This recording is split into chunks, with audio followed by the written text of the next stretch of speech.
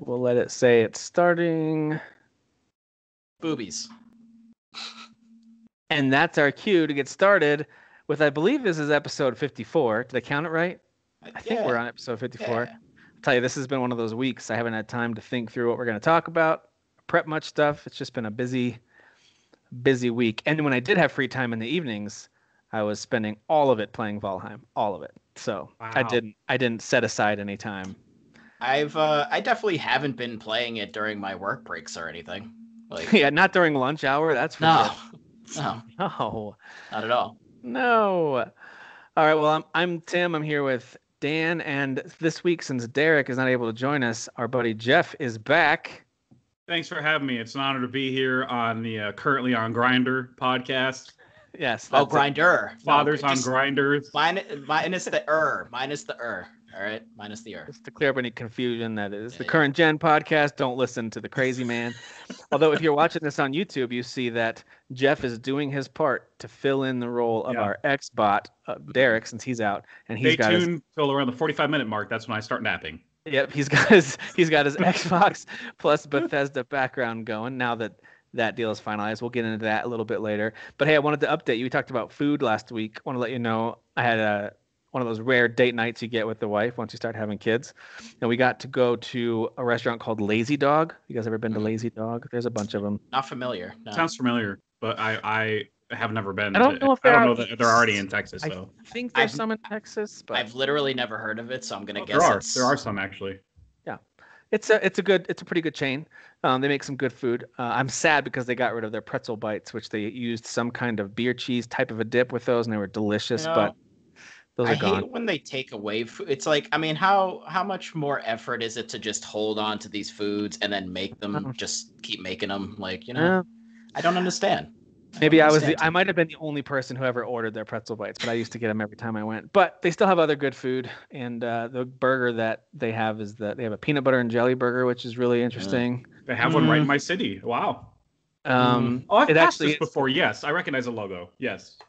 And then they also have a bison burger, which is pretty tasty. My wife got that. Love bison burgers, man. If they're good, they're. Ooh. Yeah, that was quite good. I'm not feeling the peanut butter and jelly thing. That's too hipsterish. I'm gotta try. Listen, I was doubtful, but my wife actually went out with some friends for a girls' night there and got that and brought home the leftovers for me, knowing that I would definitely eat. I was like, "What is this? This looks gross. Let me heat it up real quick."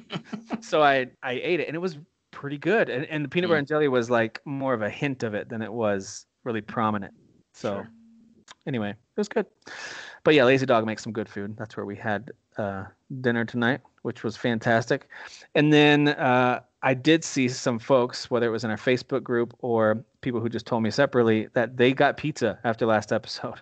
Nice. So we did it. We did our part, Tim. We did. I was very hungry after last week as well. Subliminal messaging. Well, I guess not subliminal. It wasn't subliminal at all. Yeah, it was. It was liminal. Are in the pockets of big pizza. We definitely are. That's where the budget goes for this show. Especially Derek. Whether you ask him about a hamburger or pizza, he says Domino's, no matter what. I know. So, well, like again, Florida doesn't have good pizza because their water sucks. So that's right. We learned a lot last week. We learned a whole lot. But anyway, for this week, there are a few headlines that we'll cover. We could talk about some stuff we've been playing.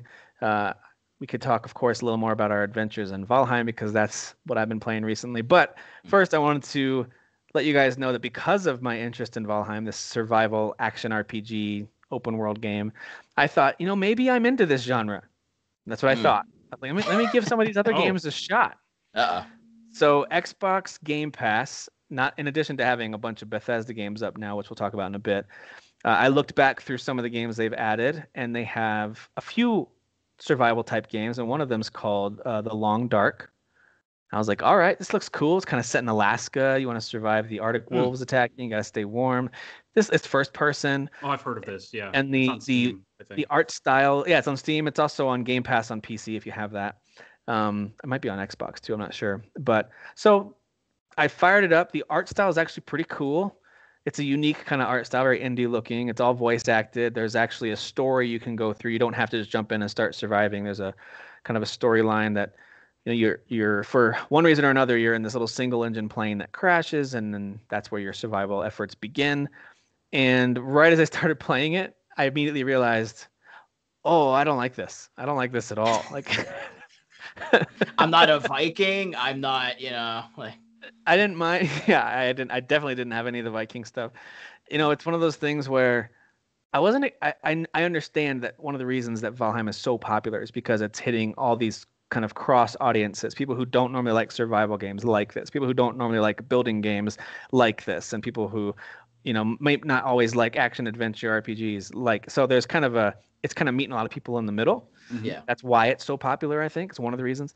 But The Long Dark and other survival games like it, they're brutal, and that's why people like that genre who like it. And not only is it brutal, but it just wasn't very fun. Like I assume at the beginning they're trying to teach you some of the basics. Here's how to make a fire. Here's how to collect stuff. Here's how your health. You have to have food, water, warmth, and then like an overall health. And that meters any action you take, your overall health meter goes down. So if you walk, it goes down a little bit. If you pick something up, it goes down a little bit. So I'm like, man, Lord. It's just so stressful. So I was already stressed out, and then I couldn't even get past the opening sequence without dying. So I realized like the autosave had kind of screwed me over. I wasted too much time trying to gather a bunch of stuff right in that opening area. And apparently I whittled down my health to where there's no way to get where they want you to go for the next part of the opening. So you have to start over? Or? Have to restart. Yeah. Okay. Autosaves. So that's when I actually, at that point, I hit quit, uninstall, not pause. Yeah. That's exactly, yeah. But that's why Valheim works, though, because it's a good, like, I guess it's a good beginner survival game, I guess. Yeah. It's just, like, again, with the health, you're not being punished for, like, not eating the food. Like, you have less health, but you could literally the health doesn't keep going down or anything. It's just a small amount. But once you eat food, there's the baseline. But once you eat food, then it stacks kind of more portions on top, and then you can have more health. So it's more of like a bonus. It reminds me of Red Dead Redemption 2, where you don't have to do all these things to your horse or whatever, or you don't have to eat for your stamina or whatever, or your health. It just helps your bar fill faster when you get hit. It's more of a bonus than like a detriment. Yeah. It's like you can play this game without all these buffs, but we make a lot of them available to you. Mm-hmm. Yeah. So yeah, I don't think that doesn't mean that there's no other kind of fun survival crafting type games that I could get into. I feel like after playing Valheim for so long, and I think I'll keep playing it for a long time, I feel like there might be some other games that I totally skipped because I just assumed this is a genre I don't like that I might end up enjoying. So it's kind of cool to think back, okay, what else can I try out? I remember trying, what was it called? Smoke and... I forget what it's called. It's an artsy little game that's got kind of a crafting element to it, but it wasn't really survival or building. It was more of this Starve Alone. Is it Starve Alone or something? That's the only other one I can think of. There's Don't Starve. Don't Starve, yeah. But there's one called Smoke and Ruin. I'm blanking out on the name of it. I own it. Smoke and Mirrors. No. Not Smoke and Mirrors. Anyway, some of you listening know what I'm talking about. That one's pretty decent, but again, not really survival where it's like if you don't do this soon, you're gonna die. It's a little more adventure exploration. Mm-hmm. I did try one called Stranded Deep. That's on Epic Game Store for PC. I think it's on. Oh gosh, I think it's on. Is it on Game Pass? It might be on Game Pass too. I can't remember. But basically, same concept. You're stranded, and in this case, you're kind of in a tropical island setting, and you have to start surviving there. So that one was actually kind of fun. I played that a little bit with my son Shepard. He is good at that kind of stuff. He's played through the Minecrafts and the Roblox where it's not really a tough survival experience unless you want it to be, but he still understands that concept of he would always, like, as I'm playing this Stranded game, he would like, go try this, and he was right like every time. I was like, these games really well. You're good at this. You guys played Subnautica at all? No, I should though. Okay. My brother, who's really big into Valheim now too, I think he might. Tim, you surpassed the hours that he's played in like a week. But he had been playing it a lot. He was the person that on my Steam had been the person that plays in Valheim the most. Nice. But he went from Subnautica and then he beat it. I guess there's a mission structure, but it is a survival game. He went from playing that and beating it directly to Valheim, and I don't know if there's some type of correlation between the two, genre-wise. Maybe that might speak to you or me. But apparently there are some survival elements of that game. even though it's underwater and stuff. My oldest son liked Subnautica a lot. He told me I should try it, but I never did. I think they released not a sequel, but maybe like a major DLC. It's like a sequel. It's like an early access sequel. Yeah. Okay. I saw what you're talking about. It's like Below Zero or something like that. Yeah. I was picturing Frozen princesses for some reason. Okay. So kids, too many kids. This is the song from the sequel to Frozen. I don't remember the song. I don't remember the song. I think it's the unknown. It's my dear friend Adele Dazeem. All right. Do you guys remember that when John Travolta called her that? Okay. I kept quoting it at work to the point where people were like, "Jeff, will you shut up?" And I'm like, it's just so freaking funny. Jeff, I'm so glad you got it, because everyone else I've quoted Adele Dazeem to, like, people are like, "What do you?" Yeah, I'm not getting the reference. I'm not getting it. Oh man, the short version is that Idina Menzel was performing at, I think it was the Oscars. She was performing it was for Let It Go, the biggest song. It was for Let It Go, right as the first Frozen came out, and John Travolta's introducing her, and he even calls her my dear friend, and then he says Adele Dazeem, clearly, like clear as day, and her name is Idina Menzel, not Adele. It still makes me laugh. Oh my god! So he said my dear friend. He said my dear friend. So she doesn't have a super normal name. I could see mispronouncing it to say Idina, or like I could understand some kind of mispronunciation, but he didn't even he read two different words. So yeah. It's just one of my favorite things, and he did it with such calm confidence. He threw into my friend too. Yeah, that's pretty bad. I think he says my dear. That Scientology only. Doesn't he say my dear friend in my memory? He does. He does. Yeah. My dear friend, my sweet something. You know, that indicates a relationship between something. The two. The magnificently talented. Yes, Adele. the wickedly talented. Wickedly talented Adele. It's like, so you know who she is then? She was in Wicked. He was clearly reading, and at the bottom, everything blurred together. Like all of his Botox had made it hard to see. Well, that's what it was. He couldn't get the words out properly because the Botox. Yeah, there you go. He was stuck in that one. He was like, I can't pronounce this. Anyway. Poor guy. All right. So anyway. Yeah, I guess so. But hey, listen, we can talk more about Valheim later if you guys want to, if it comes up. But just curious if there's anything else you guys have been playing recently that you want to talk about. It's been a weird time where a lot of games got pushed from 2020 into 2021.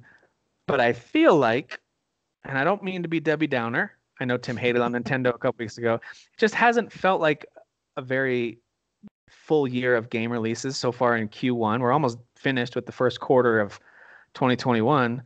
And there's been a handful of games that I think are of note, like Hitman 3, I thought was, of course, one worth mentioning. And then there's been some really interesting, Little Nightmares 2. Or have you played that one? Little Nightmares 2. And for the fact that that's one of the key games that's come out in 2021, I'm not trying to disparage that game. That's not a lot. There's not a lot that's coming out. No. That's 2 games, and Valheim, but I guess that's early access. Right. It's probably going to be brought up at the end of the year anyway. Even though it's early access, it has to be. But yeah, those are like the 3 games that are in my top 3 that I'm like, yeah, this makes sense. But at the end of the year, I don't know. I don't know that it'll be the same. Like the second half of the year sounds like it's going to be just a reckoning of games. I'm thinking that we're sort of like at the trailing end of COVID and it affecting the development of certain games, and the kind of once things kick into gear, it's going to be this more second half of this year for sure. So yeah, I could see that. Yeah. I think you're probably right.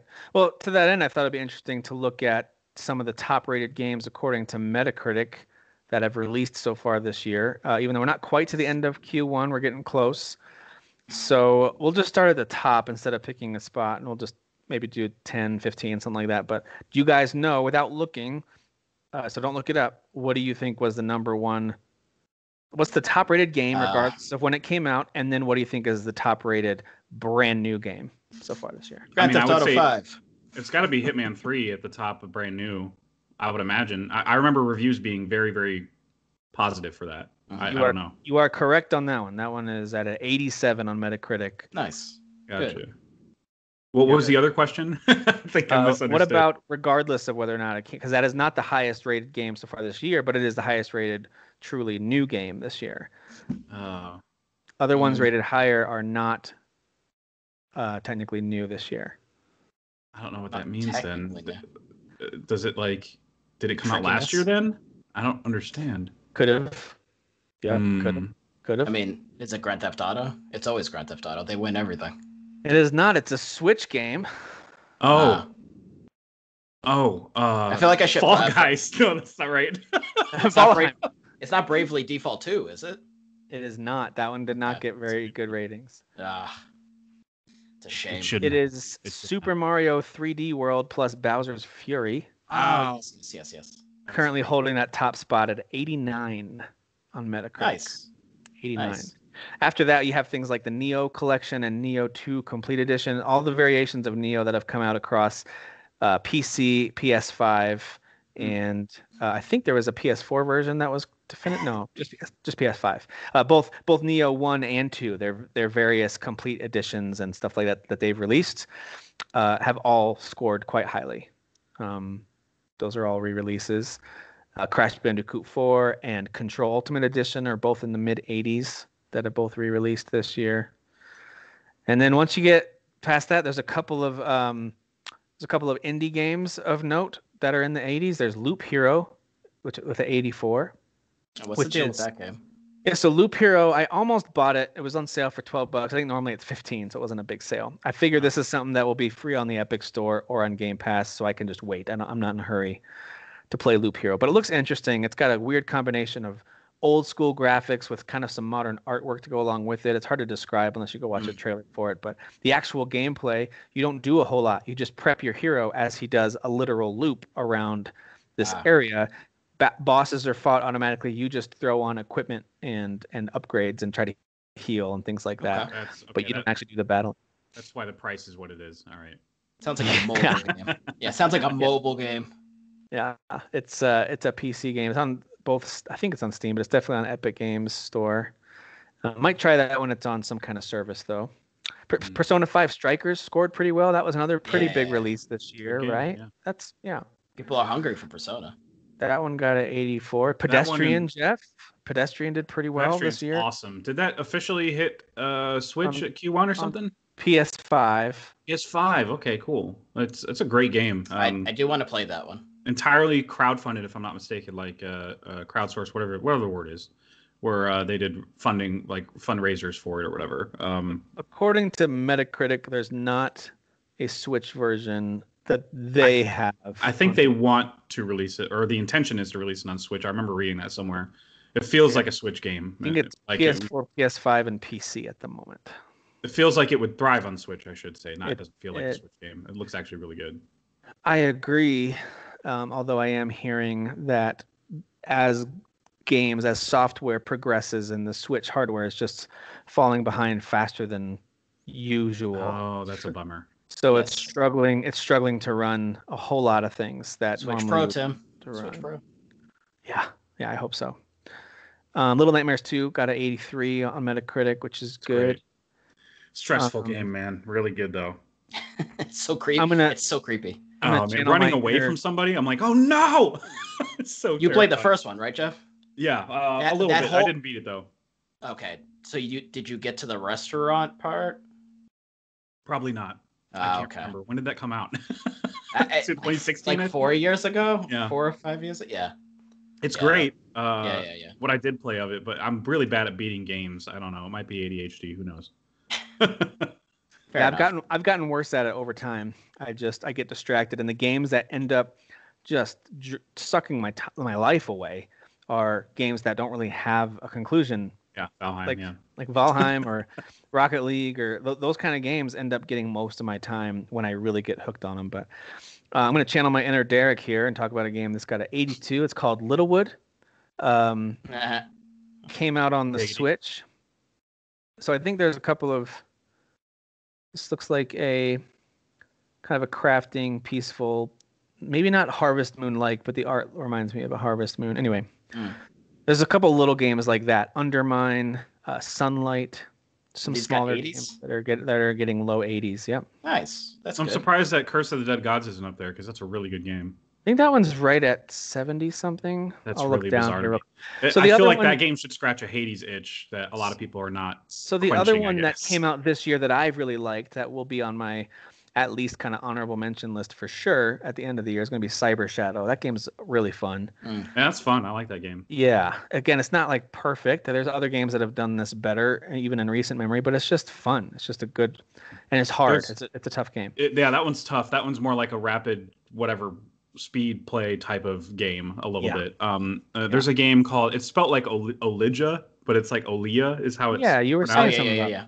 I played the demo like last year or whatever, and it officially came out. It's great for Switch. It is similar to Cyber Shadow. It's kind of like that platforming type of what's that type of design that they did for Cyber Shadow? It's like old school video sort of game.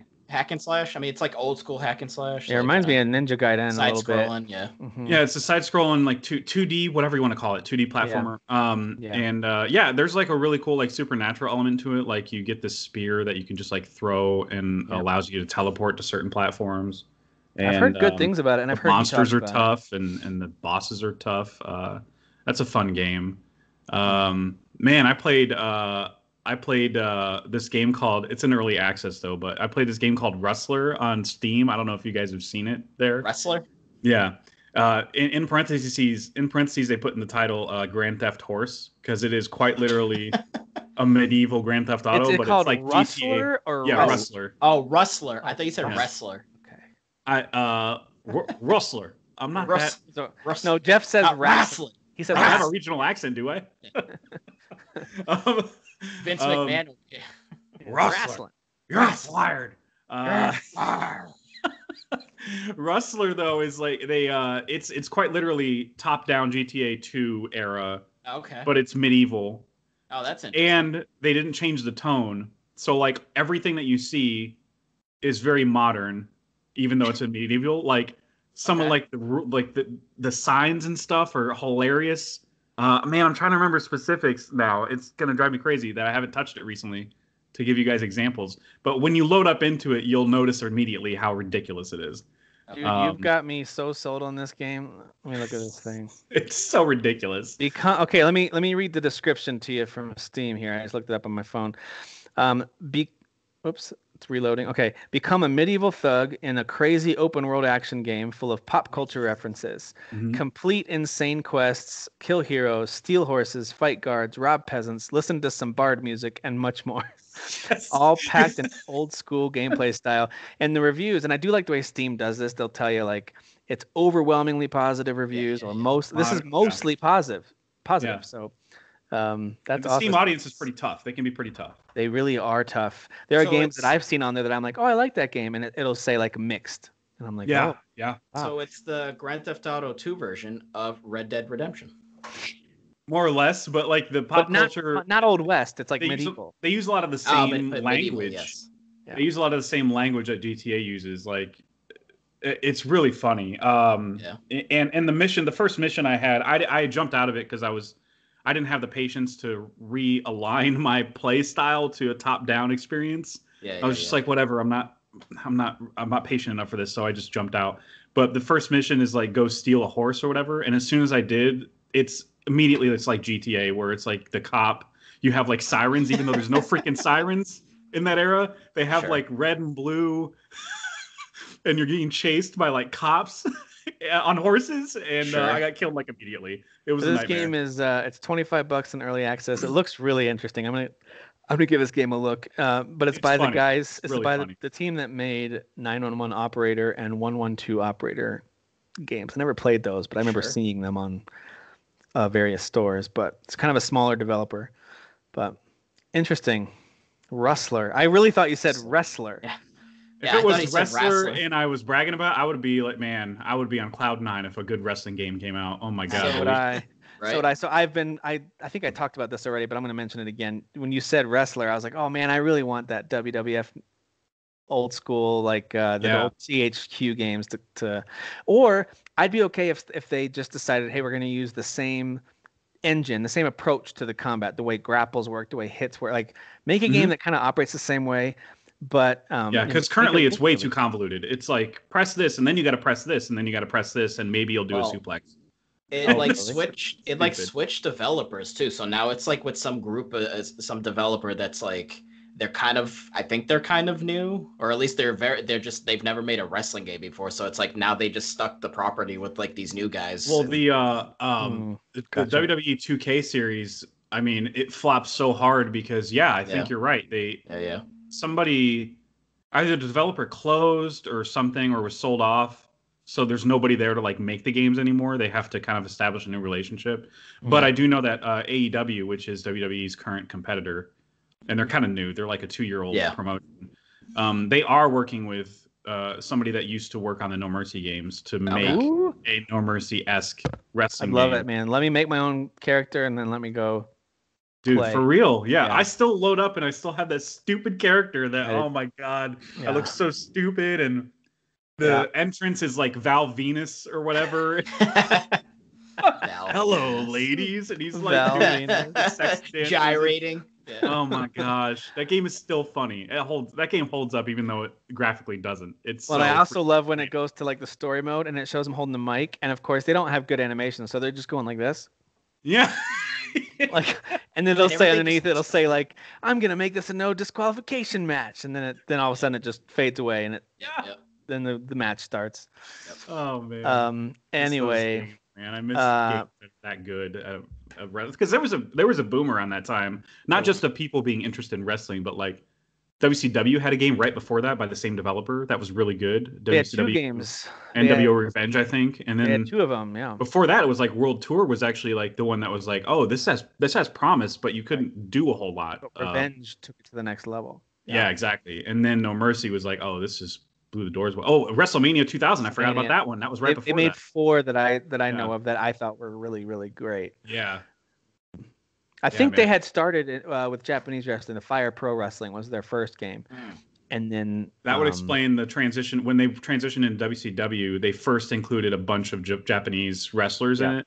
And they had a lot of old school Japanese rules in the matches. So it was kind of limiting.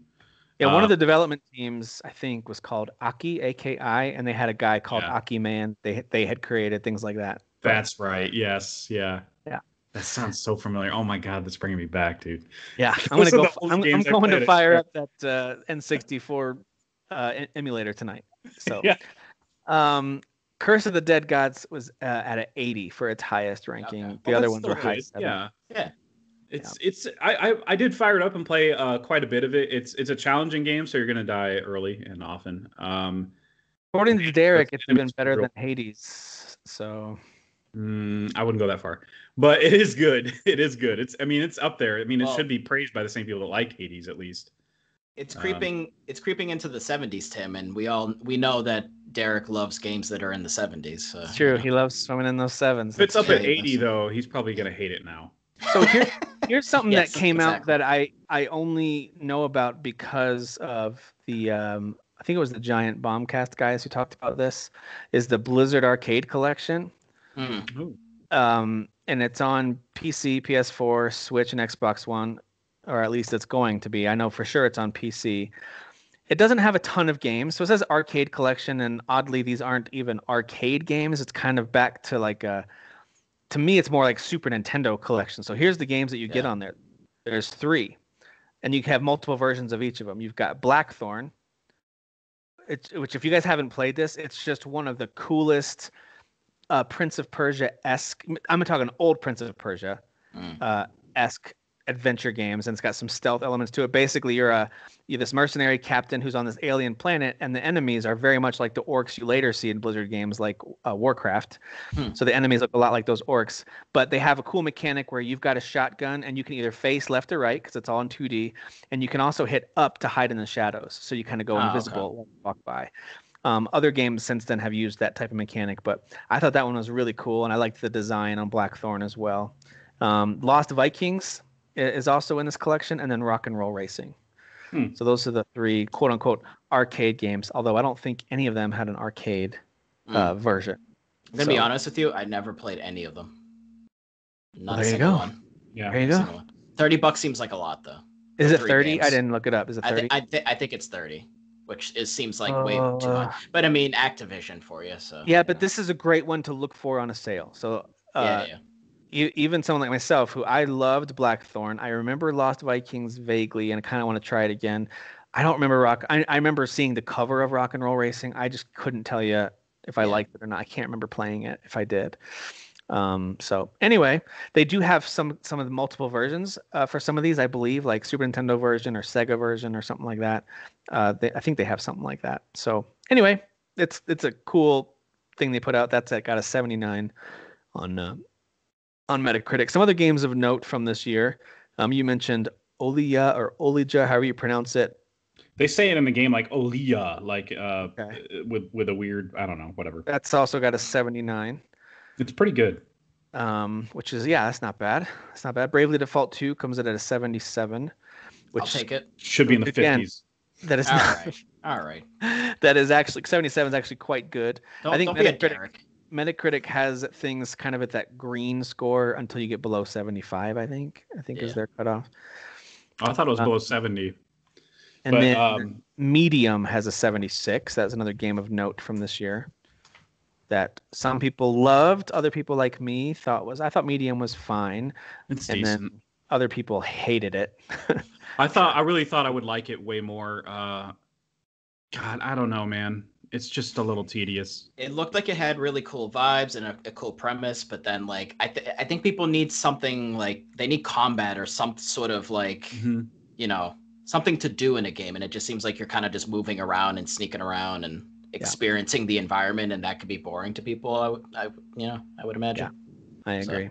Yeah, I'm at the current stage where, I mean, you guys have already become addicted to Valheim, but I am at the current stage of gaming where I'm trying to find that next game that truly gets me addicted. And the last time that happened was like Cyberpunk. Even though I had so many problems with that game, I was so addicted to finishing it. Yeah.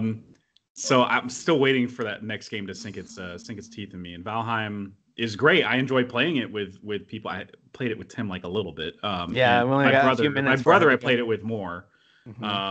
But it's still like, I don't know. I think it's just because there's so much stuff to do that it's a little overwhelming for me. Especially seeing the progress everybody else has made. I'm like, oh no. What are you guys doing after the show? We need to Viking after this. I'm still gonna be awake. So just saying.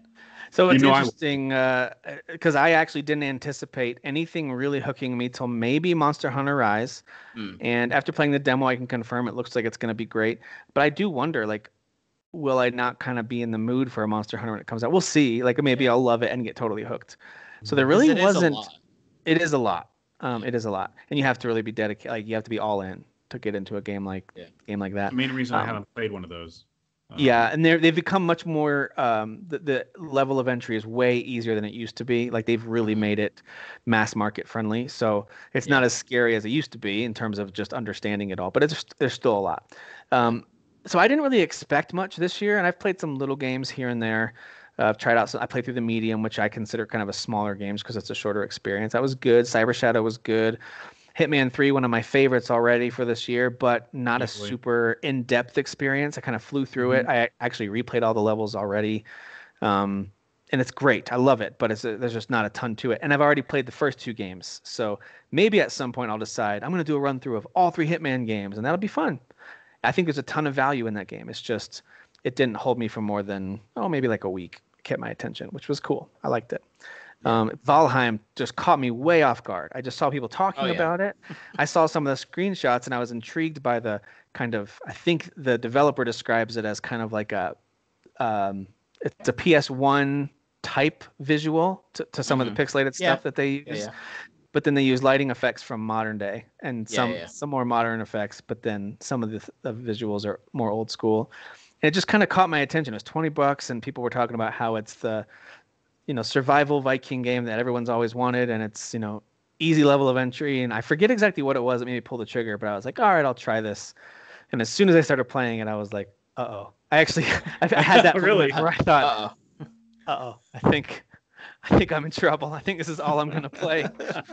And this is just going to be a Valheim show now. Like this. Yeah. That's all I play. It's funny. Currently on Valheim. Yes. Valheim, whatever. Dan and I had an issue last time. I think we talked about it where we got trapped, or at least I posted about it in the group where we were going on an adventure to try to map out the edge of a continent, just kind of see what was up here, working our way towards the second boss. And And then I took a turn down this river I like to map out where the rivers go too, came to a dead end. And as I'm slowing it down, trying to make us turn, there's a pack of wolves right there and the place where they spawned, they could actually reach us in the boat. So they start biting at us and our boat's going to crash. They're going to, get destroyed. So I decide these wolves aren't actually not that hard to kill in the game, but they do a ton of damage. And we had been sailing for a while and it hadn't registered with me that my character hadn't eaten anything. So I have like 25 health. I have like no stamina. So I jump out, take one swing, and then one bite kills me.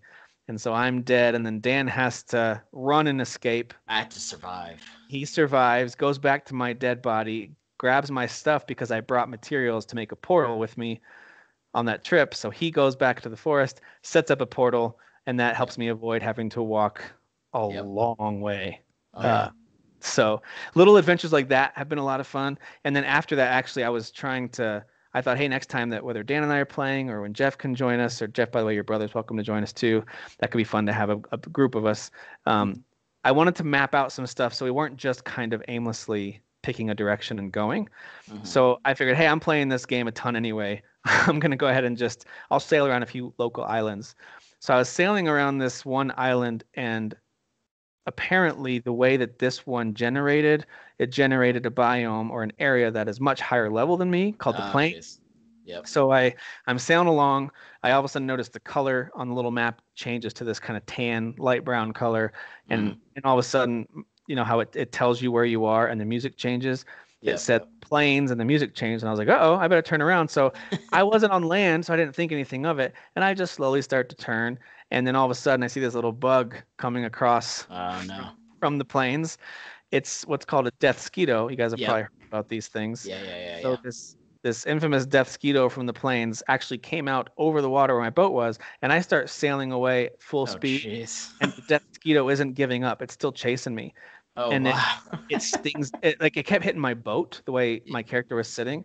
But then I had the smart idea of let me stand up and try to shoot him. So I stood up, and as soon as I stood up, the death skeeto had access to me, and one hit killed me. I'm out in the middle of the ocean. Oh my god. My character dies. My boat stops moving right away, and then my little gravestone's just floating in the water. And it was one of those moments where I was like, what do I do? So I went ahead and did the tough thing and rebuilt a boat, went down there and got my stuff. Oh, so you did get the stuff? Okay. Yeah. But you got the stuff. Started over. That's so funny.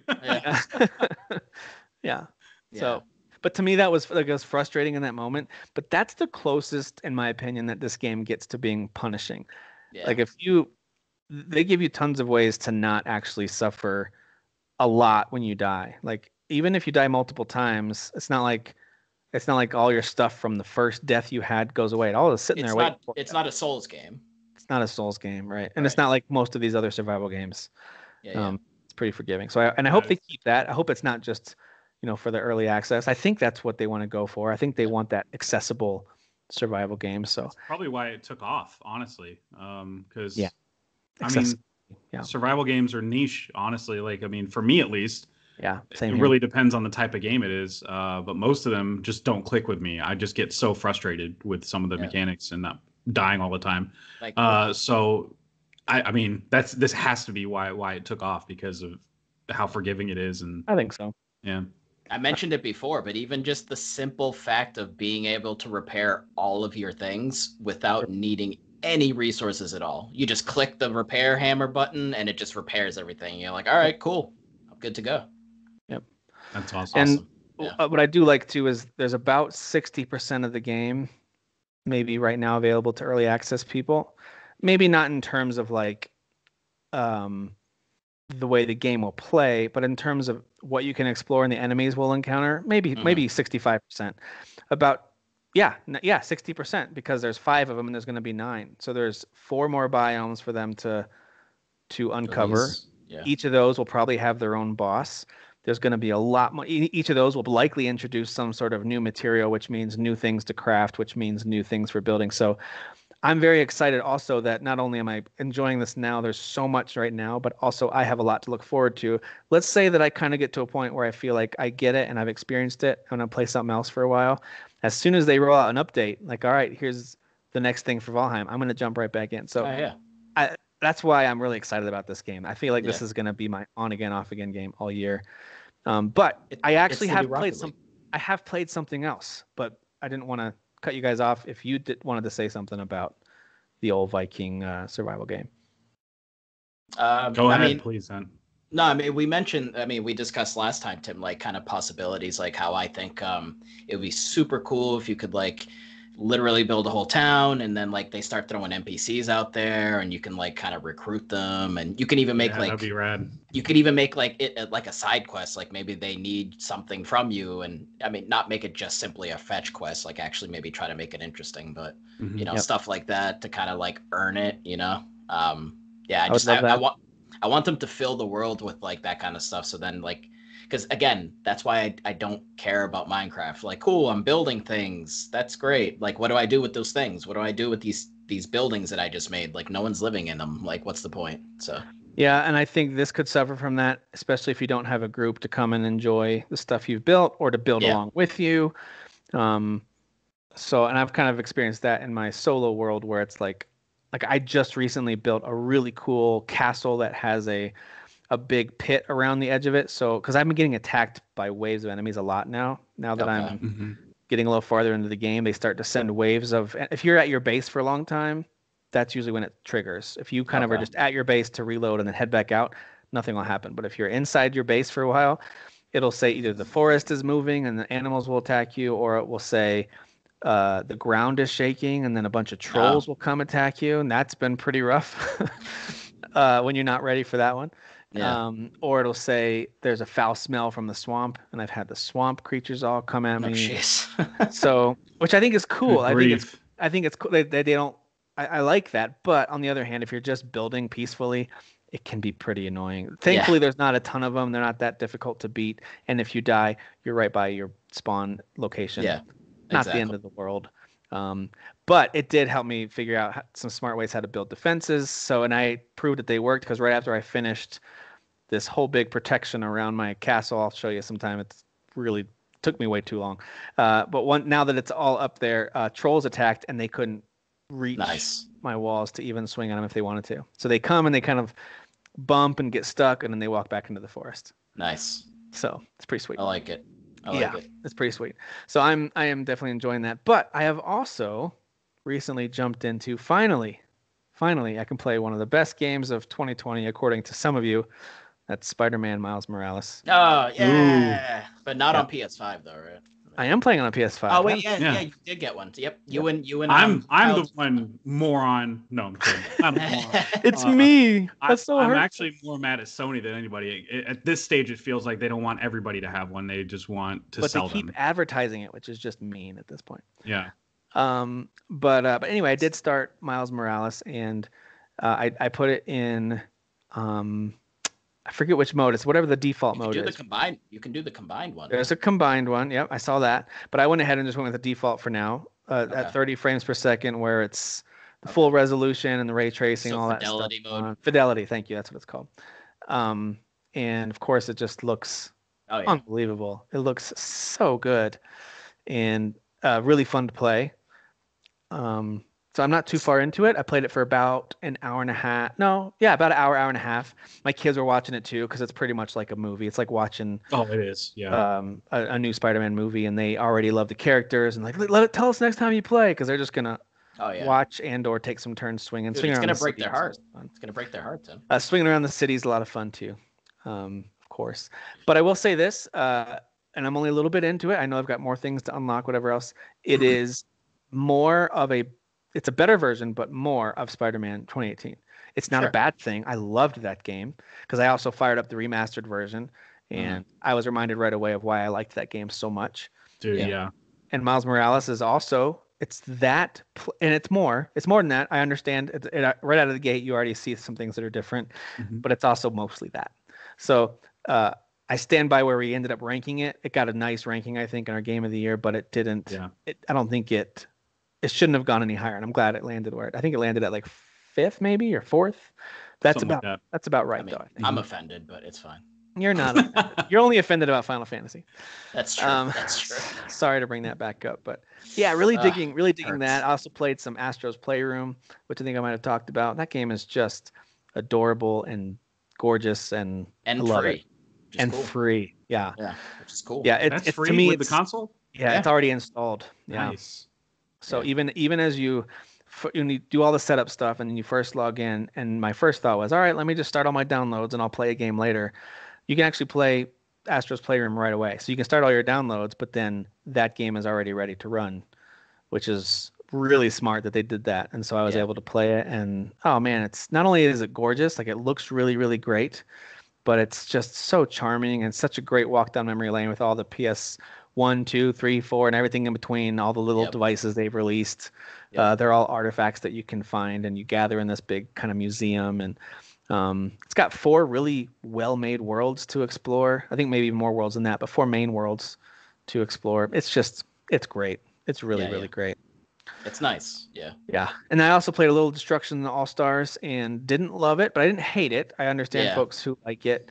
That's fine. I didn't find the driving or smashing or on foot mechanics to be particularly good or fun. That's the entire game. I think, all right. I think I didn't find anything to do with the game particularly fun, though. So I just didn't think they were that well done. I'm sorry, but you're right. I did just describe every mechanic in the game. So real quick, because I don't think I even mentioned that I had played that. Like, I disagree. I think it actually does play well, but the issue that I found was like, if I'm like just full speed going at someone, right? But then like, I'm playing against a human being, so they see I'm coming at them. If they just suddenly go off in that direction, like it's not like Need for Speed where I can suddenly take this 90-degree turn and then still hit them. Like, no, but you do have that kind of dash. Yeah, but it doesn't go very far. Like the side dash barely go. Like, okay, so that's what I was talking about. I didn't mean to say it wasn't done well. I think it's programmed well, but it's not fun to play. Like driving, not all that fun compared to other recent kind of fast-paced competitive driving games like a Rocket League. I love the way Rocket League drives. Just feels perfect. Smashing into other cars, not as satisfying as it could be. Even in that free game they just put out on Game Pass, Wreckfest, those crashes feel better than the crashes here. And so the crashes don't quite do it for me either. And then when you're on foot running around, there's some cool animations to dodge the cars. Some of that was kind of neat looking, but again, not really fun to play. Again, not poorly made, just not that fun for me. I think there's a reason they stopped pushing that game so much. They announced it and then it just kind of went away and said, we're just going to delay it and release it. Their marketing folks finally played it and they were without telling you. Yeah. Like, oh, that $70 price tag? Yeah, no, you're going to have to cut that out. Like, no, is it lower now? It's like 20. Yeah. Oh God. Like okay. Well, yeah, that makes sense. Oh, so it's the official price. So it was free with PS Plus for a while, but now it's $20. Okay. I think that's the actual official price, if I recall. All right. Which is definitely more appropriate for that game. Yeah. Tried a few other things on my PS5 recently that have been a lot of fun. My son's replaying through Ratchet and Clank 2016. Cool. And people can say what they want about that game, but I love that game. And people don't like that game? Like, is it just because it's like it's geared towards kids or whatever? I don't know. I think there are people who don't like that game. I thought it was a blast. It was one of my favorites of 2016, which was admittedly not the strongest year, but you had Uncharted 4 and Doom that year, so you had some other heavy hitters. And Ratchet and Clank stood out to me as one of the best that year. And I agree with that actually. It looks so good. Hey, Dan, you want to make your comparison? It's a fair comparison to make.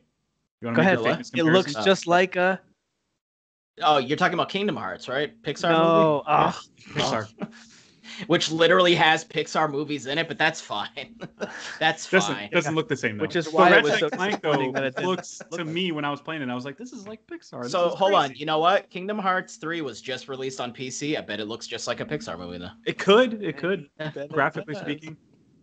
But yeah, Ratchet and Clank it looks great too. I don't know if there's any specific upgrades. I just know it looks and runs great still. I mean, I didn't notice anything, but what I did notice is when I started playing through God of War from 2018 on my PS5, I noticed those upgrades. There's even like a mode in the options where you can play with the original PS4 settings or the enhanced performance settings. Ooh boy! I mean, that game was. Do you see it change right immediately? Yeah. Like hitting the tree. It's. Like, so pretty. Yeah. And I think it's in 60 frames per second, and if not, I believe so. Yeah. It's silky smooth. And like I was actually struggling in the first couple of easy fights because I'm just staring at all the visuals, looking in the corners, like look at all those details. Oh, I'm dying. Hang on, I gotta fight.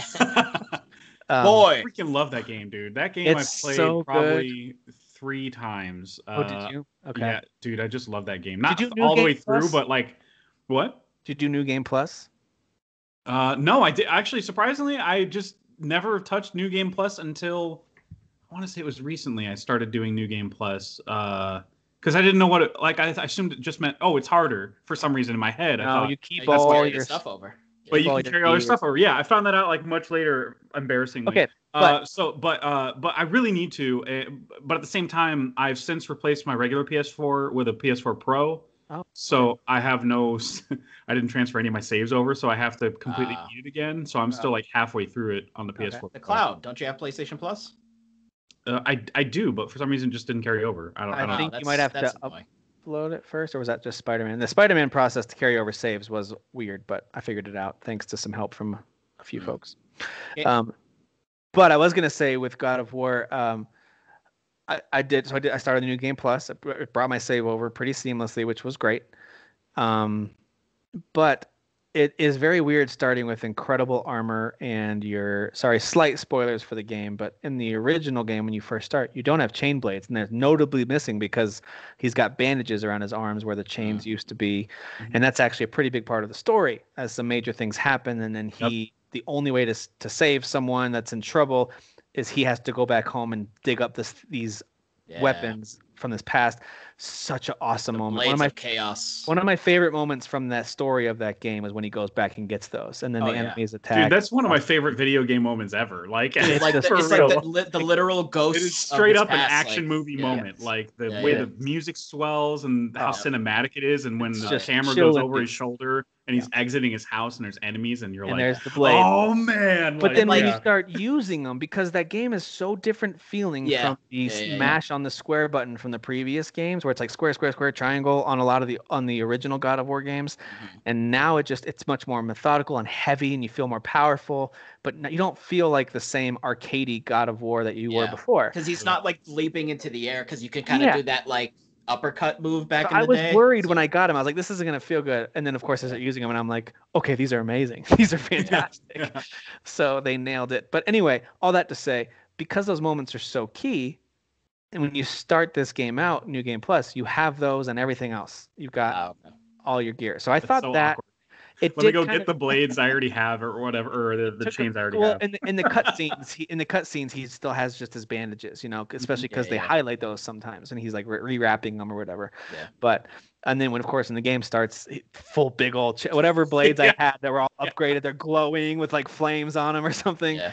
And I forget what armor I have. I forget what it's called, but it's like it's got all this animated moving stuff on it because it's like the super upgraded armor and weapon. And I'm like, this does feel a little weird that I'm supposed to be kind of this mild-mannered, calmer Kratos who's trying to live a peaceful life, and that's the draw. Hey guys, I'm super chill. Just ignore my armor. You earned it, Tim. You earned it. Super chill Kratos. I guess. Yeah. Anyway, Super whatever. I'm not really criticizing it. That game freaking rules, man. That is so good. Every time that because you guys know I am a huge Red Dead Redemption 2 like diehard fan. That's my favorite game of that year. Every time God of War beat it, I was like, well, yeah. That was a tough one. It was amazing. 2018 was a tough year for me to decide who should win. Plus, you also had Assassin's Creed Odyssey that year. So for me, there was 3 right there at the top that I was like, this is impossible. I don't know how to pick. There was another one. Spider-Man was that year too. So like Spider-Man was it for me. Dude, I'm telling you, people talk about 2017, but when 2018 was over, I was like, I think this might have been better. As much as I loved 2017. Yes, 2017 is great, but might have been better. But I'm replaying 2018 games more, honestly. So yeah, they're absolutely excellent. But anyway, all that to say, I'm having fun with the PS5. It's been a nice balance between when I'm sitting up at my desk on the computer playing Valheim, or maybe playing around with a few other PC games here and there, but mostly Valheim. Let's be honest. Or every once in a while coming down here and plopping on the couch and playing some PS5. It's been pretty fun. The only games that like Miles is really the only one that I really felt like I was missing out on. Astro playroom was a nice surprise. Not necessarily like a full-fledged game that I felt like I can't believe I'm missing it, but it was a nice surprise when I played it. It's just so delightful. And then I'll try Demon Souls. That's the next one up. I'll give it a. That game but is gorgeous, Tim. The ones that I'm really excited about aren't really coming out until the summer. That's when they're going to start hitting. So the new Ratchet and Clank. Yeah. Also, I didn't throw it out earlier. Absolutely play Spider-Man in 60 frames. Like, I had mentioned, when I got the PS5, when we kind of did our impressions, I was like, I didn't want to admit it, but Derek was right the whole time. 60 frames is. I'm going to switch over to that. I just wanted to see all the ray tracing stuff. But you're right. Now they have a combined version. Yeah. So I'll switch it over to that. It's a good point. 60 frames is just better. To kind of piggyback on what you were saying in the summer, it looks like it starts in May, right? The brutality of the release schedule. With Resident Evil, then Mass Effect. Yeah, I think we're just still Far feeling. Cry. Yeah, we're just still feeling that kind of COVID aftermath of games getting pushed back because of COVID. So. Mario Golf, right, guys? So where that's in June, right? Yeah. That's Back 4 Blood. Hopefully they keep that release date though. Mm-hmm. I'm all about having a Left 4 Dead type game, and I missed that experience. Yeah, I had it a little bit with World War Z, but it just wasn't the same. I think this summer there'll be some big ones, and I think the reason we don't know about holiday yet is a combination of reasons. One, some companies want to deliver like the great news at a specific time. Other companies aren't sure if they're going to be able to deliver them by holiday because everything's been pushed back. I feel that we're all kind of collectively a version of impatient because last year just was a train wreck and it caused so many delays. But I mean, E3 is going to happen digitally probably. Well, some form right? of It's E3. all digital. Mm-hmm. Some form. There's going to be tons of announcements around that time. So I mean, so. I'm willing to wait. I think Kenna, which comes out in August, is one that I'm looking forward to. Yeah. Can't wait for I think it's pronounced Kena. It's Kena. I think it's Kena. Or I was listening to Easy Allies, and I think they said it's Kena. Yeah, like the woman on the State of Play, I think might have said it incorrectly. Yeah, she was pronouncing it. That's why Kena. Xbox rules. Okay, get him out of here. Get him out of here. He's just doing his job. Derek, Easy Allies look at me, I'm Derek. Easy Allies guys talked about how it's pronounced Kana, which to me I heard and I thought, well, why didn't you just spell it Kana? But whatever. Anna? That game looks amazing. Yeah, you're right, Kana. They can't win with the pronunciation. That game accurately can be described as Pixar. Yep. So I was right when I said it. Okay. Yes, we're right that time. You have permission. Dan, we will always tell you when you're right and wrong. We'll let you know. Thanks. Derek will especially tell us when we're wrong. Trash. Which is all the time. Yeah. But hey, the good news is there's plenty of games that I've got. I don't know you guys that I've got on my backlog to work my way. Oh yeah. I've got plenty. See, I'm fine with it being like kind of slow right now. Like I want to catch up with some of these games. I'm doing okay at the moment. Mm-hmm. Yeah. I played the. Did you guys play the Outriders demo? No. Derek. After Derek talked about it, I was like, nah. Yeah. Oh, really? Not into it? I mean, it's free, so you might as well. He didn't hate it, by the way, just to be clear. He didn't hate it. It's just his description of it, what it sounded like, just didn't sound like a Tim game. It's a big adjustment from what you might have been used to doing before in third-person shooters, especially like Division 2 or Gears, where it's cover-based. This one is like, yes, there's cover, but you really have to be offensive in this game. Which is why we talked about last week how it's weird that it's a cover-based shooter, but the Giant Bombcast guys are talking about this too, that it's kind of like, why even bother putting a cover system in when they're all like, be aggressive, go be aggressive. Yeah, they make the AI super aggressive, and you have to use your abilities to get health, or you die like immediately. So it's a tough game. It's a big adjustment. I think it's fine, though. I can see a lot of people championing this game that will just make me roll my eyes. But it's fine. It's fun. It gives me Anthem vibes where it's like, I'll probably play it with friends, beat it, and then never touch it again. Yeah, never touch it again. That was the worst insult you could have given it, I think. Not really, because I mean, when Anthem came out, the frustration that I had with it was like load times. Yeah. But I still had fun with it with friends, and then when I beat it, I was like, well, there's no reason for me to play this ever again. Because the loot was very samey, and not that the loot's samey in Outriders, that we haven't had the full experience of that yet, but it just struck me as like, oh, this is just gonna like wear out its welcome for me after I beat it. Yeah. So that's just an assumption based on that demo's out across multiple platforms right now, and So yeah, go try it out if you're listening and that third-person looter shooter kind of appeals to you. Yeah, Believe it or not, I did play another demo though. Believe it or not, I played Bravely Default 2 demo. Oh, okay. Excellent. So when I trash on it, it's from an educated perspective. Well, I wouldn't really say you're educated, but you know, meaning I played it a little bit. I played a demo too. You just don't appreciate classic RPGs. I mean, clearly, I can understand being, I can understand fans of that genre loving the game, but you have to be you obviously have to go in being already a fan. Of course. Playing of it, when I did play it, I was just like, this doesn't really stand out to me in this genre at all. Nothing they were doing felt distinct or unique to me. So the thing with this type of classic RPG is the job system. The job system is what makes it fun.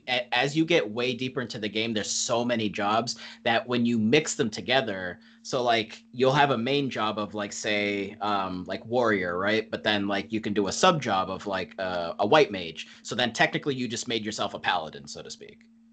So you can combine classes to kind of make your own unique setup. Cool. And that's specific to this game, or? Well, I mean, Final Fantasy, tactics games have done it. Final Fantasy V, for example, that one was really big with the class system, with the job system. One of my favorite job system games, I think Final Fantasy Tactics had some great ones, the versions of those games, but also the Tactics Ogre games, or Ogre Tactics, depending on which one, the Ogre Battle games, all had great job systems. Listen, Bravely Default is not for everyone, for sure. I actually don't even think when it comes to throwback RPGs, it's the best, but I do think it outshines. I'm thinking back over the last few years of other recent, hey, we're going to make a classic RPG. Like I Am Setsuna and Lost Sphere. I think it's better than those, even just off I think I put 2 hours into the demo, which I think this is the demo that they gave you 4 hours of playtime. Yeah, I thought it was 3. Or 3 hours. I played about 2 hours or so. And I could already tell, hey, this is better than some of the ones that, in my opinion, that RPG Factory put out. Now, I think the I Am Setsuna story was great, but I'm talking just gameplay. I thought was okay. It was way simpler. It was way simpler. Yeah, and then, but I still think Octopath Traveler to me set the standard for great gameplay and great story. The only problem was the pacing because you hop from character to character. That was the problem. This at least has more consistency because you just have your party of 4 people, and you meet them early on. So then you're kind of basically playing the entire game with the main cast, and then you feel like they're actually connected, and there's camaraderie there. Like a Final Fantasy game. So yeah. You still playing it? You still playing it, Dan, or you Bravely Default? Or? Yeah. So I've played about 6 hours, but Valheim kind of has been distracting. Yeah. That's fair. So. But yeah, no, I like it, but I mentioned in the last episode that I think the voice acting is unfortunately a bit on the weak side. Yeah. I think the main cast is fine, except for Elvis, which one weird name for a fantasy character. But also he's just very he's super Scottish sounding, just straight off the boat, Scottish, Irish sounding. And it's all right, that's just, it's a bit much, but yeah. So, yeah. But it's fun. I love the job system. I think the Brave Default system is fun because it's a risk reward, because basically you're building up turns, so to speak, and you can unleash all the turns at once, but you have to build them up. So it's basically you get to decide, do I want to be super aggressive or lay back and play defense and then unleash the pain? So it depends on your enemy, and they also have the same system, which is kind of cool. Right. They can come after you or they can hold back. I like that game a lot, but when it comes down to it, I still prefer Octopath Traveler, which, by the way, I reinstalled because I had uninstalled it a while ago to clear some space. I've got it reinstalled. I think I'm going to give that one a go this spring, see if I can't go through that, because like Jeff said, I struggle to finish. Play that one, and I know I'll probably be more receptive to playing it. I think you'll like it, but I'm playing RPGs now and stuff like that. The visuals you'll love the way it looks. I have seen video of clips of what it looks like, and I'm floored. I'm floored by that. Yeah, it looks so good. The artwork of the characters, even on the menu screens, the artwork for the characters is excellent. Kind of a throwback to the old Final Fantasy cover art, which is really cool. The storylines have some cool moments, but because they're telling 8 different stories, and over time those 8 characters kind of start to come together in various ways. Great concept. execution is struggles with some pacing because it can take a while. Mm-hmm. To their credit, they allow you, if you want to skip the intro story to so and so. So like, if you start with someone and then you meet another one of the main 8 characters, you have the option of playing their intro story or not. I always recommend playing it. Otherwise, you're like, who is this person and what are they doing? But they do give you some options to kind of skip and just continue the main story if you want to. But anyway, I do recommend that one. Octopath is phenomenal. Absolutely love it. Absolutely. I got it on my radar for sure. I really just got to download it, and but things came up which we'll discuss. Yeah, things came up. All right, so we were messaging before recording tonight, and I mentioned to you guys that I haven't had a chance to gather headlines from the week. Of course, the main one being Xbox and Bethesda's deal closing. But before we talk about that one, were there any other kind of headlines or things you guys thought were noteworthy this week? Yes, Tim, there was actually. So liar. we're talking. I am not a liar. We were talking about the future a moment ago, but we're gonna go into the past, Tim. We're gonna talk about Dr. Seuss. No, we can if you want. We can talk about Pepe Le Pew. We could turn into that show where suddenly people are trying to cancel us if you want. I'm gonna read Green Eggs and Ham while you're talking. Go ahead. Did you spend $10,000 on a copy of it, or even though that's not one of the banned books? Dr. Seuss, what rhymes with cancel? We need to make a rhyme about him being canceled. Schmancel. Incel. I don't know. Incel. Jeez. All right. Anyways, so they released a trailer on the 10th. Teenage Mutant Ninja Turtles is back, guys. They're doing TMNT Shredder's Revenge. Now, if you watch the trailer, it's got a cool little intro, like animated intro.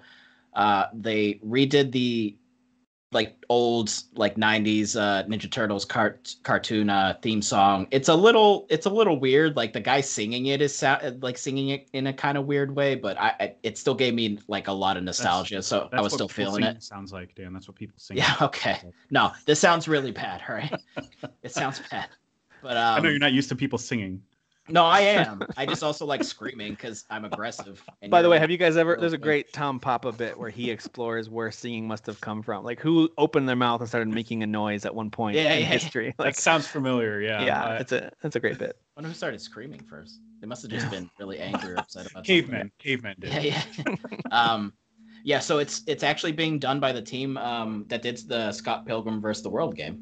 So that's really cool, man. This is perfect. So if you watch the trailer at the end, it shows about 20-ish seconds of actual gameplay. Dude, it basically looks like if they did that game, Turtles in Time, now. So it has that pixelated look, but it looks a little newer, a little cleaner. But the attacks look a lot similar. They're hurling the Foot Clan guys into the screen. The trailer worked for me. They actually made a Turtles in Time remake. I want to say 5 or 6 years ago. Reshelled? Was that about 5 years ago maybe? Yeah. Maybe it was more recent than that. I remember liking it, but also not loving their art style choice. I didn't hate it. I thought it was fun, but this is the art style that I was this is what we needed with that game. So I am excited about this. I like a good arcade brawler. Yeah. Those are fun. I was, without sarcasm, I said this is my new most anticipated game because I'm genuinely this is the game I played the most as a kid on SNES and stuff like that. Absolutely. And if they can let us do online co-op, which I would assume they will, that would be super awesome. Yeah. And it's clearly a labor of love. They're clearly putting a lot of effort into it. I don't know if you noticed is the part where they're running and Michelangelo's running super goofy, because he's just, he's a party dude, right? That's what they say in the song. And the way he's running is just very very silly as opposed to kind of ninja and sleek like the rest of them. So just little details like that. I appreciated in the trailer. I thought that was cool. And then the other couple of things, just a couple of shout outs to two classic games. On Tuesday, which was March 10th, it was the 25th anniversary of Super Mario RPG. 25 years, guys. Dang. That's all that game is. It's my first RPG I ever played. Crazy. Yeah. Well, listen, I meant to tell you to mention this one a few weeks ago. I forget why I didn't. We had other news we were talking about. But as we're talking about old RPGs, that reminded me. And you talked about Ninja Turtles, the kind of the nostalgia. This is what I wanted. Totally reminded me of something I forgot to mention that I had seen. I think it was mid-February. Anyway, the short version is: do you remember we talked about the spiritual successor to Suikoden called Euden Chronicles? Yes. That's being worked on. So this game is, as far as I know, still being worked on. It was on Kickstarter and it just demolished its goals. It had all these goals, and then they kept adding more goals to it. Like, all right, if we hit this, then we'll add this to it. We'll add cooking to the game. Like they kept having all these things, and they were just demolished. I think their goal was 53 million yen, and they finished the Kickstarter at 480 million yen. It demolished it. Yeah. So I mean that's like 12 times, almost 12 times what they were asking for. So totally amazing. That's totally awesome. Well, they've been picked up by a publisher now, publisher 505. Not a major publisher, but they've done games like Bloodstained. They published the PC version of Death Stranding and Control. So they've published some major games. Not always the first publishing team to put that game out, but they're not. I mean, this isn't their first rodeo, so that's pretty cool. I'm excited for that. I'm excited that they have a publisher for this. Good. They're still looking at 2022, and it is slated to come out to like every console, basically. So I actually forgot about that one. So that's, dude, I so badly. The reason why I wanted to bring this up, other than that, it's just it's a very important game to me. Because again, it was my first RPG. I so badly want them to make a sequel to this game, and I don't know why Square Enix is being a douche. To which game? Mario RPG. Oh, Mario RPG. Yeah. I don't want that Paper Mario stuff. Like, it's fine if you like those. I did too, man. I want Geno and Mallow. I want the whole deal back. I want a, like, I don't know. I want it so bad. Would you be down for a completely reimagined version of that existing game? Sure. Yeah. Okay. Absolutely. I want like a new modern version of this game. Like, like the Paper Mario things, that's fine. I never got into those. I want this game. Like this game and Legend of Dragoon. I don't know if either of you played that. Oh yeah. Were like some of the most unique RPGs around that time. Except Legend of Dragoon, the art style does not hold up great in 2021, but I still liked it from what I remember. I think it's better looking than Final Fantasy VII, to be honest with you. Ooh, big words.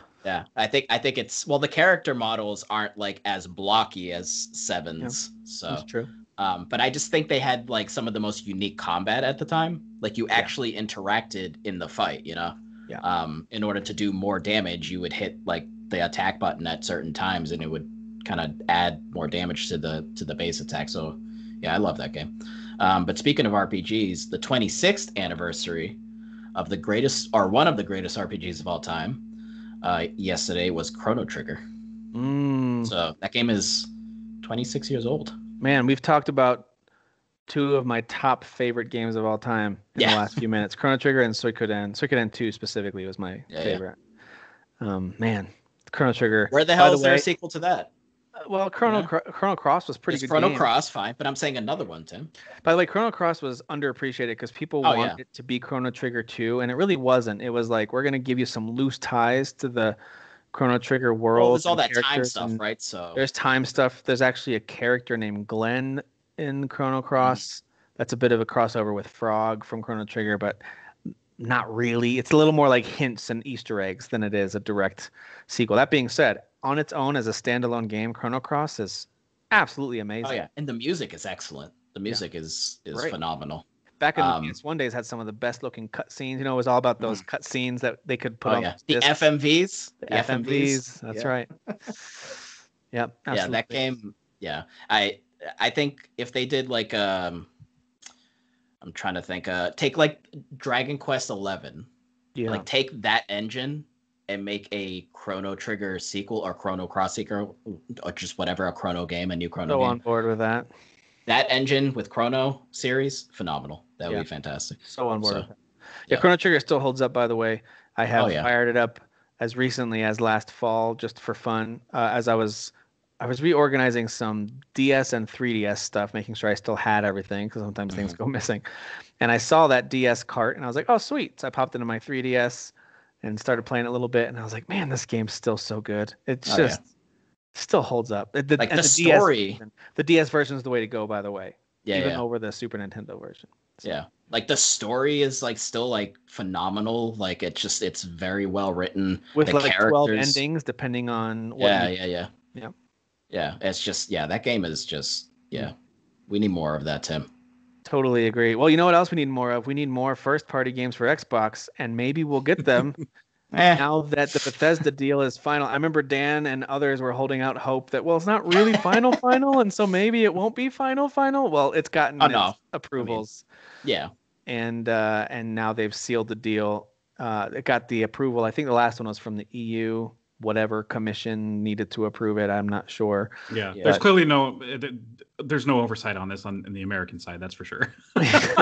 So we're just like, whatever, just monopolize. Who gives a crap? I don't care. And to celebrate and to kind of mark this happening, they unleashed a whole bunch of great Bethesda games on Game Pass. So now Xbox just got a wave.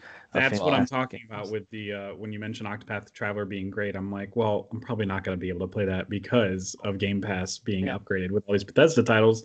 All these Bethesda titles that I shamefully have not played or beaten, I should say. Beaten is the correct verbiage. Because, like I just downloaded today Dishonored, the first one. Mm-hmm. Great game. Skyrim. I have never beaten it. Played it, never beaten it. So it's a lot. It's a lot. So I just haven't beaten it. And Wolfenstein, which I love. I love Wolfenstein, what I've played of the Wolfenstein games. Yeah. But I just never beat them. So both of those games not only are fun, their stories are great too. Expansion, yeah. Yeah. I'll start with New Order, do the expansion, then I'll move to the Colossus, whatever that one's called. Yeah. New Colossus, yeah. Yeah. So I'll be busy. I'll be busy for a bit. That and actually with the I have like an hour left of the Outer Worlds DLC before the new one comes out. This week. Which is like a murder mystery or something like that. Yeah, right? Can't wait, dude. Can't wait for that. Yeah. Oh, that's so perfect for that game with the dialogue choices and stuff. Yeah. Or you could be like Derek and just kill everything that is killable. Well, I didn't solve the murder, but he doesn't want to hear people talking. He wants to just kill everything. So. Yeah, exactly. Microsoft's $7.5 billion investment was all about Xbox Game Pass. That's what this is all about. That's the end game, guys. That was the Avengers end game for Microsoft. You grab your hammer and you talk to him. Sorry, that's my. Well, what did you guys read into? And I'm sure you've seen various versions of what Phil Spencer said. I have it right here, actually, so I wanted to read it. So here's Spencer's full statement on Bethesda exclusivity. Yeah. All right. So obviously, I can't sit here and say every Bethesda game is exclusive because we know that's not true. There's contractual obligations that we're going to see through, as we always do in every one of these instances.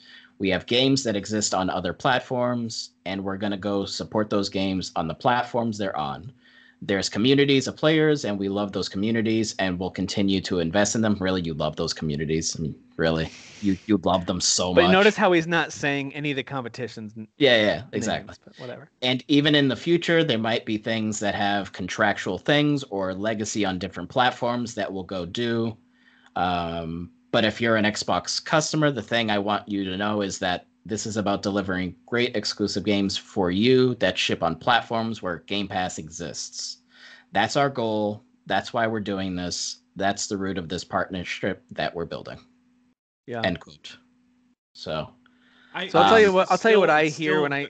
Very murky for me, that quote. It's still murky, but here's what I hear, and here's what I assume moving forward this is going to mean. I think franchises like Elder Scrolls will still come out everywhere. I do. I really think that'll still come out everywhere. I could be wrong. I'd be a little surprised. I could be wrong. I think when they make the next Wolfenstein game, there's a high likelihood that also comes out everywhere. I just think that franchise is a big enough name. So but I feel like the established franchises have a better shot at being. Exactly. So like if you were to say AAA, AA, like if you're tiering it, the Bethesda games like that, then AAA is going to probably be everywhere, and then everything else below. Then AA's are like maybes. So Wolfenstein is probably on the fringe between triple and doubles, but I think that's big enough to go everywhere. But then something like Evil Within, I feel like could become the next Evil Within. That would hurt so much. That feels like an Xbox exclusive when it arrives. I don't know why. My gut just tells me that's going to be Xbox I could see only. that. I could see that. Prey 2 could be Xbox only. I feel like some of these that are more the mid-range franchises that are popular, but they're not. People aren't banging down the doors like, how dare you take this off my system? Starfield could be because it's new. Yeah, brand new. We don't know. And didn't they announce a new fantasy one, a new IP? I can't remember. I don't know. You might be thinking Starfield because that's going to be like sci-fi in space. Now I got Ghostwire Tokyo. Is that what you're thinking of, or is that? Well, that's PlayStation 5 exclusive. So that's what the contractual obligations he was mentioning. There's that one, and he's still cashing the checks for that, though, right? Yes. Okay, yes, cool. Exactly. So Deathloop and Ghostwire Tokyo are still going to be PlayStation 5 exclusive. So. Oh, okay. Those are the contractual I freaking get one before Deathloop. I believe in you, Jeff. Jeff, hey man, I don't believe in Sony though. That's my problem. You need to get one so you can play the Yuffie DLC, the Final Fantasy VII Yuffie DLC. Well, that too. Yeah. Well, mainly that, obviously. No, not mainly. Mainly that. You were on my side about 7 during. I'm getting it confused with I'm getting it mixed up with the Obsidian announcement where they announced a new. Oh yeah. Did they? What the hell is it? It's like a Skyrim. Yeah. That's already, of course, that's Xbox exclusive because Obsidian's been owned by them for a while. But that's for some reason I was crossing wires, which makes sense because Obsidian and Bethesda have a lot of connections. That's super exciting. I didn't know about that. It was a very generic kind of teaser. I can't think of the name of it. I can't think of the name of it either. I'll look it up. It's a new IP, but that's from Obsidian. My bad. I was crossing wires there, not Bethesda. But so I'm right there. My thoughts went to the same place. And that is, some of these are too big not to put everywhere. Yeah. And I do think I think Microsoft is looking at it as a business, whereas Nintendo and Sony, also a business, but also they can take things pretty personally and have a ton of pride. So like Sony putting stuff on PC, they're like, we'll put some of it, but not all of it, and it's like, I don't understand why they don't, because I don't think it would hurt their console sales, but whatever.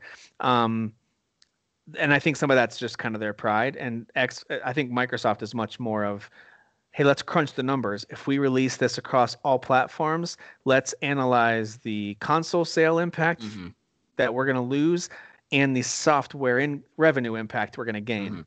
And I think they're doing that with all these franchises, which is why Wolfenstein, Elder Scrolls, Fallout strike me as they'll be on everything. But I could be wrong. The Obsidian game, Avowed. Avowed, that's right. Oh, yeah. Avowed, yes. There you go. Which we haven't really seen much of. So. I think this is exciting for Xbox gamers. I think as a gamer who's not planning on buying the new Xbox console anytime soon, unless I find some weird, if my PC goes under, then I could see myself maybe, if I don't have the cash to replace that or fix that up, maybe getting an Xbox then, because I love my Game Pass. It's great on PC, and I do like a lot of the games that they are making available to folks, but I don't really need the Xbox. I have the Series S. I played it a few times. I could certainly say it's faster than my PC on a regular hard drive, in terms of loading games and stuff like that. Looks wise, my PC is gonna obviously trounce that. Obviously, it's a Series S. Obviously. Yeah, I've got the SSD drive and the 2070, the RTX 2070 Super in my PC, so I can play most games, brand new games with highest requirements, somewhere in the medium to high range, and then most games that have come out anytime in the last year or older. Most of them can be on Ultra. Runs great. So as I look at it, I'm like, I don't have a reason to get an Xbox. I have one below. I don't know how these work actually. I think you have the one generation like better or the one better. I have a 2060.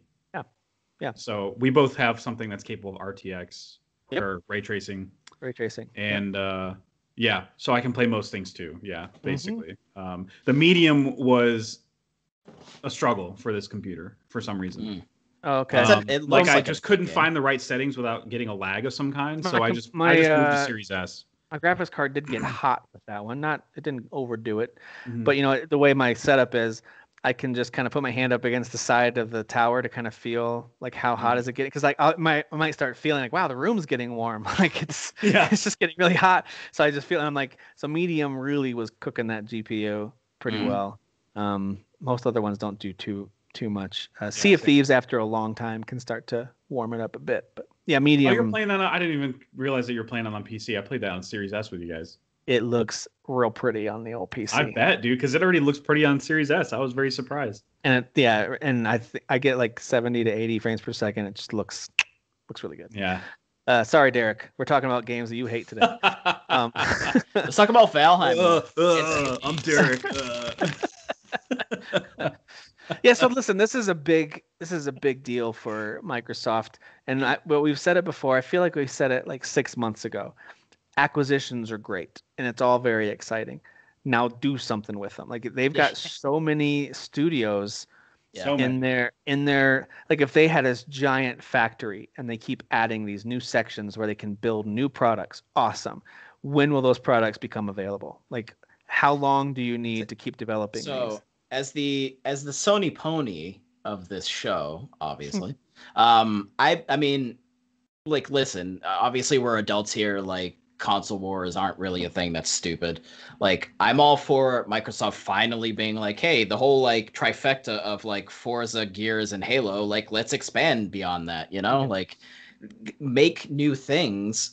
And Fable, I guess, but Fable kind of gone away, right? So it's coming back. They announced it's coming back, but like it had gone away for a while. But that I'm excited about. Yeah. I love Fable. So like please like start introducing things to kind of get Sony to be like, oh, okay, like cool, like we have our guys over here. Let's create some new ideas. Let's do some things. They're actually doing something over there at Microsoft. So now let's push further and make even better new experiences. I mean, the Medium was a good start, but we all kind of knew that's a story-based kind of walking simulator adventure game, which is fine. It was, and it is what it is. But yeah, they need to start turning out their version of Horizon and God of War and Spider-Man. Like, let's start seeing some of these things that are like instant Game of the Year contenders. I want to see more of those that aren't. I want to see like a Last of Us type game on there, dude. So I could be like, oh damn it! I definitely have. This is what bothers me is that they've got the studios that have the talent to do this stuff. And that's where I say the same thing I said about Nintendo. I'm like, what are they doing? I understand people are on quarantine, but are you not working on anything? Like I know that's not the case. I know that's really minimizing it, but it's also like if you look at the time period since when they acquired some of these studios and the fact that it's been radio silence, and look at the stuff that has been announced and released in that time frame, it's getting a little embarrassing. It's starting to become a little bit obvious that. So are all your teams slow, or are you just bad at managing this? I will say devil's advocate, though. I don't want to continue the trend of games being announced and then, 3 years later, we still haven't really. Neither do I. Don't jump the gun. Yes, I'm with you. But don't jump the gun. But why can't your teams be? What is it about the way Microsoft?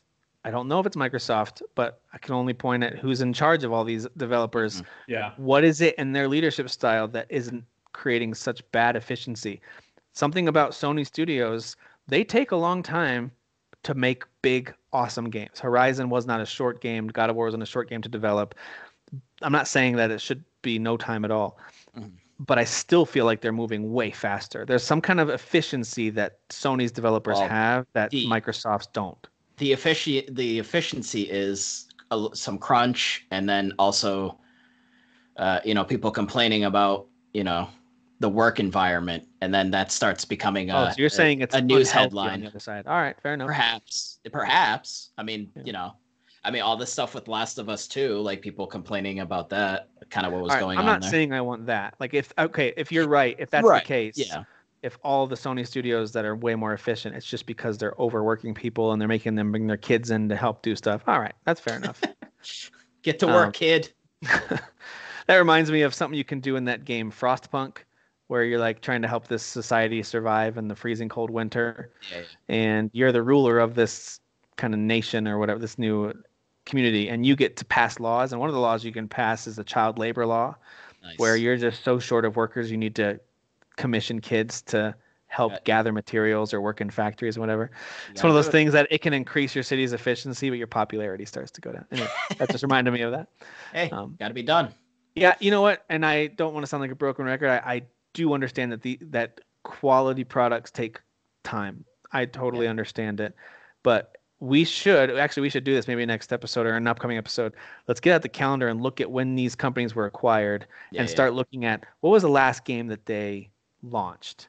Yeah. And let's assume that they didn't start work on the next project till then, which we know isn't true. We know that games, when they're launched, they've already been working on their next thing before that. But let's just pretend they started working on their new thing as soon as this one launched. Some of these companies have been working for 4, 5, 6 years, and there's been nothing from some of them. So it needs to. There needs to be consistently like, and again, there's so many things that get in the way, like, and a lot of times it's the publishers because they like, or the stocks. It's all about like the people with the stocks. They want to know what the next hot thing is. Yeah. But like, there needs to be like, you're making this game, nobody knows about it, and then like the 3 to 6 month window there, it's like this game's coming out in 3 to 6 months. Boom, here's all the information. Yeah. And then like, you know, like they did with Fallout 4. Like, and maybe they're gonna do that. Yeah. Maybe they'll do that. And I would love that. Yeah. I think every game needs to be like that. That's the best way to do it. Yeah, pretty much don't talk about it until you're pretty sure it's almost ready. And then you can tell us about it. I'm with you. Yeah, I'm with you. Because, I mean, we were all so excited about Fallout 4. And, I mean, it ended up not being my favorite Fallout. But I was super excited about it. Yeah, but that announced time frame was really cool. Yeah. Yeah. Yeah, no, I'm with you. If that's what it ends up being, then great. And if there's this huge wave of, I mean, maybe their acquisition of Bethesda will change that. Maybe Bethesda will continue to be, I think Bethesda is a very efficient creator of games. All the various teams they have, I feel like there's something from Bethesda, if not multiple times a year, at least every year, you've got a major Bethesda franchise arriving. And of course, stuff like Elder Scrolls and Fallout, much longer wait times between those. I get it. But in between, you've got stuff like Evil Within and Dishonored and Wolfenstein filling those gaps, and they do a great job with that. So maybe Microsoft will start to benefit from that. And I can't really call out Obsidian because that's a more recent acquisition-ish. And they're not really slow. Like, they put out the Outer Worlds, and they're already working on Avowed, and they're pumping out content for Outer Worlds still. So this doesn't apply to all of them. But if we were to look back at all their acquisitions, there are some, I think, pretty big questions of so what's going on, what's happening over there. Actually having the time table in front of us and figuring out the dates of like when Phil came out, he's like, we have all of these guys working for us now. Like, he was all like, you know, big boy come walking out, you know. I remember that E3. Got your big boy pants on. That's well, right. And as an Xbox fan, you're gonna sit there and go, "Sweet, finally!" I've been so jealous of Sony, and in some cases, even what Nintendo does with their first-party stuff. Now we're gonna catch up with some of those franchises, and I don't think they've done that yet. No, but we'll see. Yeah. All right. Well, I think that does it for us this week. Covered a whole lot of ground. We could have just talked about Valheim the whole time, so you're welcome, everyone. We can do that some more if you want. Variety, we can do it more if you want. I mean, we totally could, but we won't. But yeah, we will connect with you guys next week. Again, there's no major games coming out next week, but maybe by this time next week. Oh no, that's not Godzilla. Kong is the week after that. Maybe next week we talk about the Justice League movie.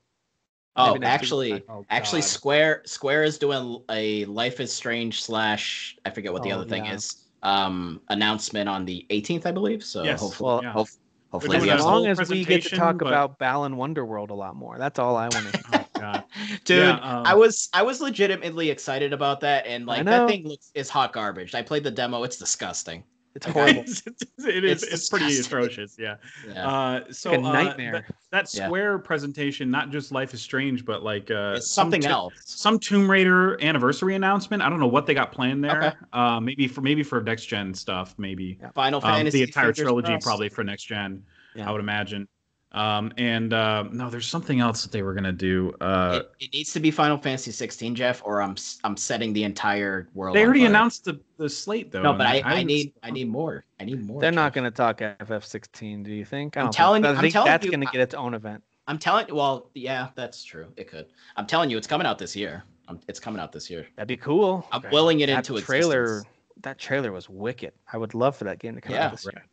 Yeah. Oh, God. A new Square Enix Montreal Games. Oh yeah, title. a new IP or at Yeah. least a new title or something. So we'll have something to talk about next week. There you go. There you go. All right, dudes. Well, thanks for hanging out. Thanks for talking. Thank you all for Thanks listening. for having me, homie. Of course. All right, we'll see you guys later. Keep it real.